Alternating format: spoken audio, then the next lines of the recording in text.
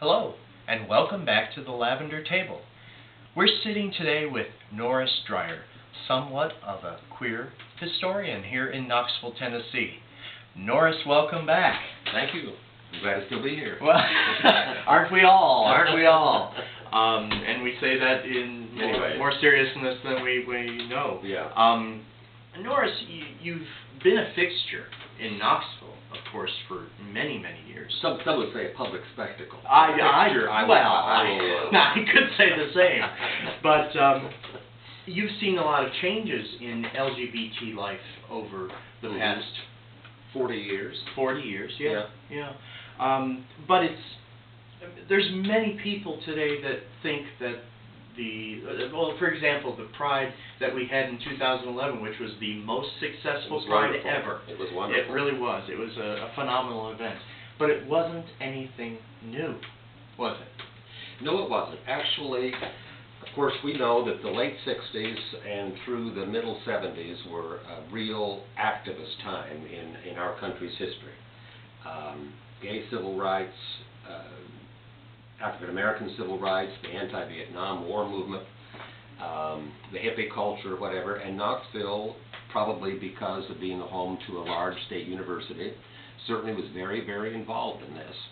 And in 1970 or 71, keeping in mind perspective of Stonewall in June of '69, there was a meeting at the University Center in which there was the plan to start the Gay Liberation Front, GLF, and there were over 100 people at that first meeting.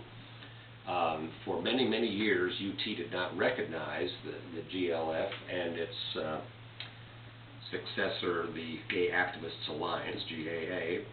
However, they did allow meeting space, allow the organization to meet at UT. It met there for many years, and it also met at various places around the Fort Sanders area. What is now the Laurel Theater at that time was the Epworth Community Church, and there was a gay coffee house in the basement there in the early 70s. Along with a bakery. A bakery also, yeah. That's right. A very good friend of mine was the baker. Oh, really? Joe the baker. Yes, that's interesting. That's interesting. And the anti-Vietnam War marches that took place in Knoxville had a large gay contingent. We would wear pink triangles.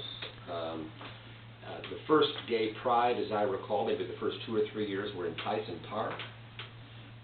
Again, going back to the early 70s, and later on there were some events in World's Fair Park. But as our society as a whole, and Knoxville being a microcosm of our society, got into the late 70s and into the 80s, where it was a lot less of an activist society, period, regardless of the cause. Right. Same thing happened here. I think the GAA or Lambda, which it became known when it became accepted as a UT organization, right, it continued. But as far as gays being involved in the overall movement, not so much. And there was a hiatus of a number of years of observing gay pride. I'm not very good at giving you the exact chronology of this, but I would say roughly from the late 70s until maybe 1990 or so, for the better part of a whole decade. Wow. There was essentially nothing. But we used to picket restaurants where gay people were fired for either being gay or being perceived as being gay. And so I guess the main point that I want to make, and you made it very well in your introduction to this segment, that it's human nature to think that whatever we do, that we are pioneers in it, where we may or may not be. And that's not to denigrate, like you said, this year's Gay Pride was far and away the biggest, most successful. It was wonderful. But the whole concept is not brand new. It goes back over 40 years. Yes. Locally, I mean. Yeah, and it's kind of reached out from New York, and sure. And we all fell in line. Well, one thing I wanted to also mention, which I think is a very interesting sociological concept. Unlike a lot of larger cities, by the way, I take a little bit of exception to earlier on you talking about Knoxville being a small town. It's a medium-sized city. Anyway, in a lot of larger cities, and certainly cities Knoxville size, gay bars have historically been down side streets with little signs, you know, and it's kind of hard to find, or down alleys. For whatever reason, Knoxville's bars have always been in your face. Yeah. The Carousel being the best example, right across the street from the UT Law School since 1975. Yes. I'd always thought that all it would take was a single phone call from the president of the university. From the president, from the mayor to the president of the university, or vice versa, to say we want this place out here. Sure. But and the Huddle, other gay bars have always been right in your face. Readily accessible. Readily accessible, and the only reason that I've been given for that is that with our collective Baptist mentality here, you just ignore something and sweep it under the rug and act as though it's not there. Right, right. I know in some southern towns that I've been in, the gay bars or other establishments akin would be in transit areas, or yes. you know, they'd be where the truck hubs would be, and you know, not a very clean place. It would be, you know, it'd be a dingy part of town. Right, right. You know, right. But that has not been the case with us. Not as much. Now, there was a gay bar called actually the owners didn't know how to spell, and it was called the Hideaway, but it was spelled Hidaway, Hideaway. And it was initially hid away in an alley behind what is now the East Tennessee Historical Society, and then it was down on Gay Street for a while. But it was a little bit out of the way. But the Carousel, the Huddle, the Back Office Lounge, which was a place essentially where the city-county building is now, along Main Avenue, the Colony on Union, between State and Central, Europa, which is on the corner of Main and Gay Street, where Riverview Tower is now. Great big sign, Europa is the gayest place in town, right along the side of the building. And so, and there has never been what I have thought is specific harassment by the city of Knoxville or police or whatever, where they've gone into gay bars, and there's not been any paddy wagon business where people there have been observation about underage drinking and things like that. But the city of Knoxville has been surprisingly tolerant of the gay social scene here, historically. Not only have they been tolerant for the gay social scene, but in my years as an activist in the 90s, when I was putting together Pride or whatever organization or function like Come Out Knoxville, they were extremely helpful. I mean, everything had been put into place that would make it possible for us to do what we needed to do effortlessly. There was never any zoning issues that we found insurmountable, you know, put in our way as you know, speed bumps or anything like that. They were always very helpful. Do you have any idea why that would be? I mean, you know, we could surmise, but right. You know, I take it as a blessing, if you will. Sure. I really do, because there's so many other southern towns of our size and smaller, and larger, who cannot say the same. Right. I think maybe the fact that the University of Tennessee is here, and TVA, of course, even Oak Ridge has brought a lot of people from around the country that may have been initially a little more open-minded about it. It's complicated and hard to really Education does tend to bring liberation in many aspects. Absolutely. Yes. You and I have talked about the word queer. You and I both use it very freely, but we also have somewhat of an issue that we share with the alphabet soup. Absolutely. Or what we call the alphabet soup. You know, it used to be homosexual, it used to be queer, it used to be this, it used to be that. Gay couldn't be used across the board at some point. then when I started being really active, it was GLBT, but then quickly that wasn't acceptable. Talk to me about that. Well, it's a complicated, very, very complicated thing. I do remember in the early 60s, when I was early mid-60s, when I was an undergraduate student at Indiana University, I cannot remember what we called ourselves, because I do not believe the word gay had reached the interlands at that point, probably on the east and west coast. I do recall that was about the same time that homogenized milk came out. And I remember that we joked because there were ads out or signs out in front of grocery stores, homo milk. And we laughed among ourselves. We laughed among ourselves about being, maybe that's what we having called a milk all to yourself. That's right.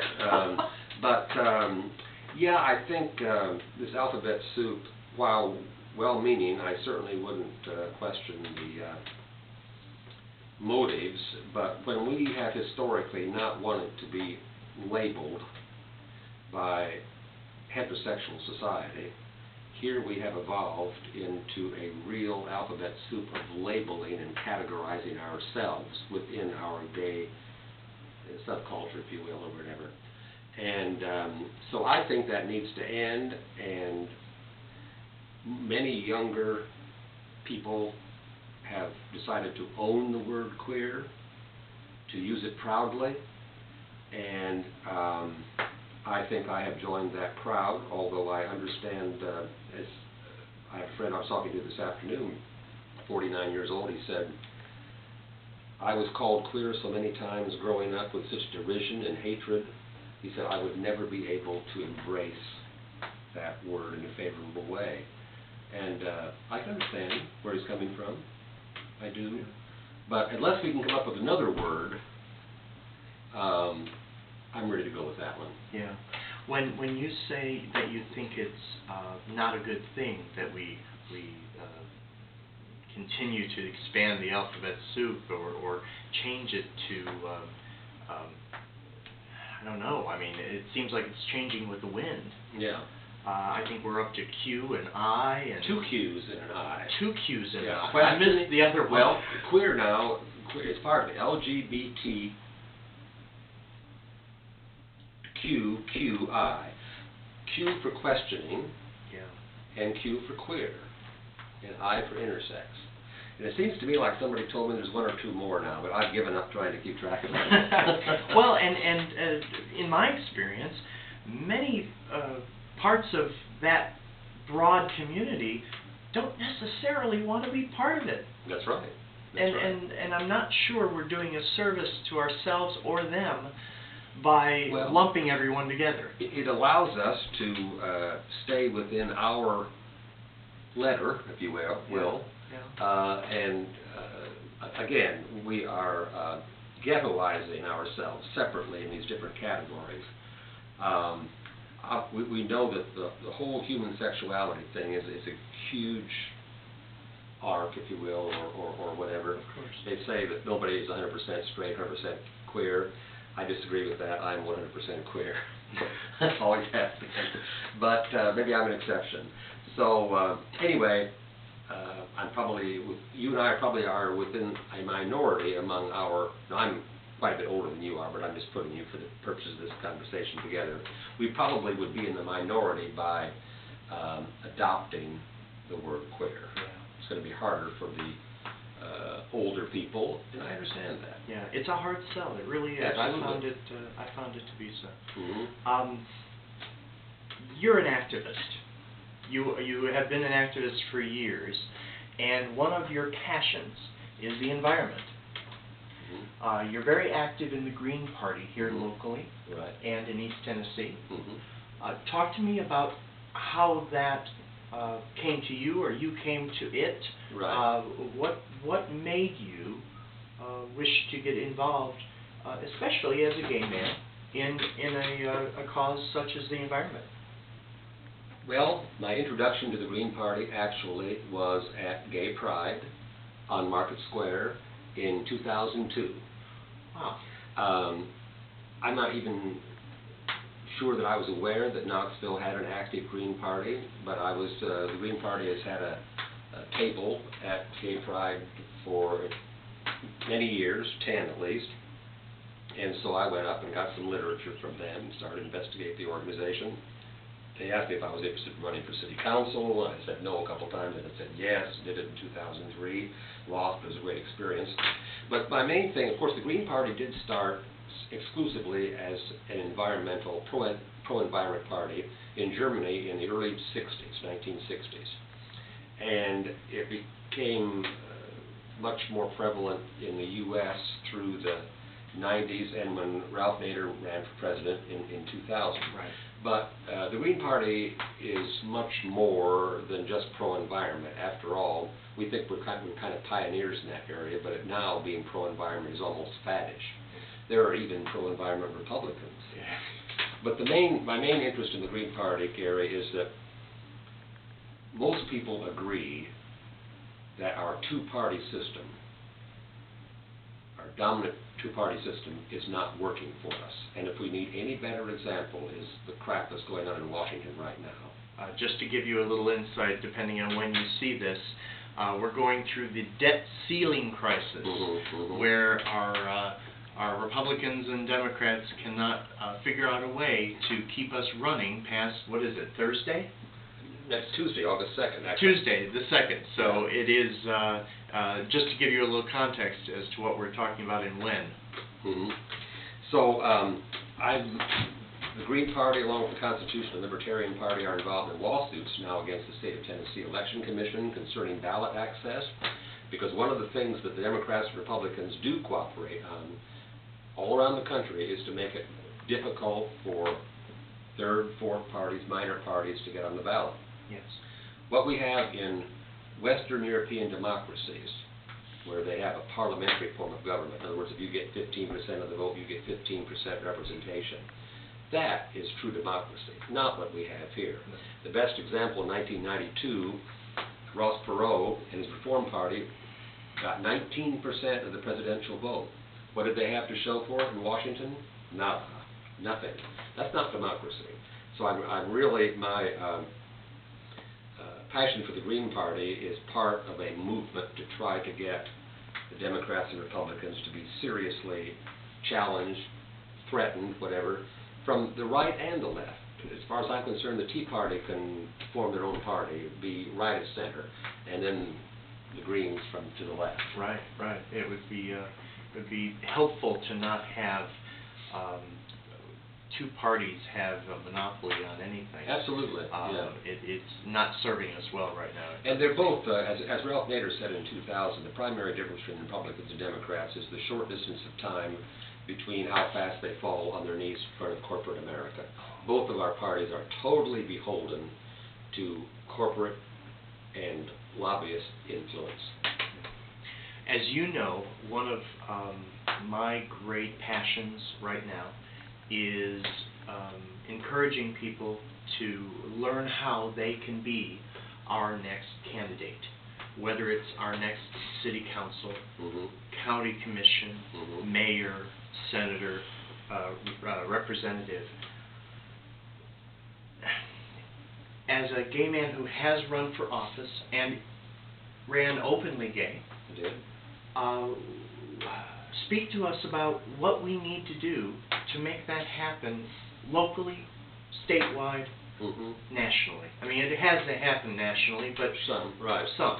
Well, I think that, of course, for one thing, if a person really loves their community, gay, straight, bi, whatever, getting involved politically is almost a necessity. If you're really going to want to make positive change in your community, you need to get involved in politics, either running for office yourself or being actively involved in other people's campaigns. You learn so much about yourself, you learn so much about your community. And I ran as a candidate who happened to be gay, as opposed to a gay man who decided to be a candidate. Right. But it can go either way. I got a lot of support from the queer community, and no active opposition based on the fact that I was gay. Now, behind the scenes whisper campaigns, whatever. You have no way to control that, whatever. But I was never in interviews or articles in newspapers. It was never a factor, which you could argue is both good and bad. Right. It was never approached at all? It was never approached. And you could make an argument that maybe I should have been more proactive in pushing the fact that I was an openly gay candidate. But since Knoxville did not have then, and still doesn't, I mean, if there were specific, ingrained instances of discrimination against our community in 2003 by Iran, I may have been more proactive, but there weren't really any issues where I could say, well, I'm going to get on city council so that gays don't end up getting arrested coming out of the carousel or something like that. Right. There just wasn't anything to really hang my hat on as far as gay issues are concerned. Does that make sense? Oh, absolutely. The Tennessee Valley Unitarian Church shooting had happened, or hadn't happened yet. Right. If it had, that would have been a different kind of impetus, perhaps. Absolutely, yeah. Yeah. Mm-hmm. Well, you have served our community and the Southeast with distinction. Well, thank you. You have brought us joy and entertainment, obviously. And I want to thank you for not only being my friend over the years, but sitting down at the lavender table and sharing with us your reflections and your experiences, and I hope you'll do it again. Well, it's been my pleasure, Gary, and I want to thank you also for the very positive effects you've had on our community and continue to.